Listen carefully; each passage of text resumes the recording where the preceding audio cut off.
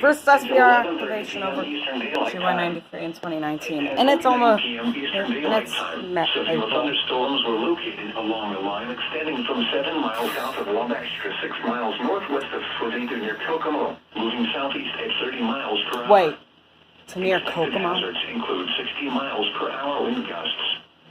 This is a radar-indicated threat.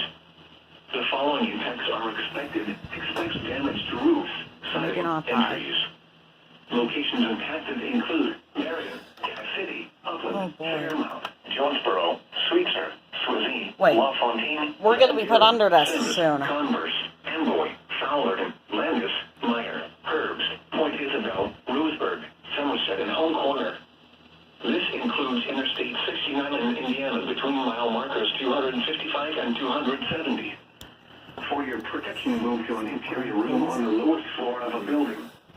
Repeating, a severe thunderstorm warning. It's not even raining now. Until 11:30 p.m. Eastern Daylight Time for the following counties in Indiana: Grant and Miami,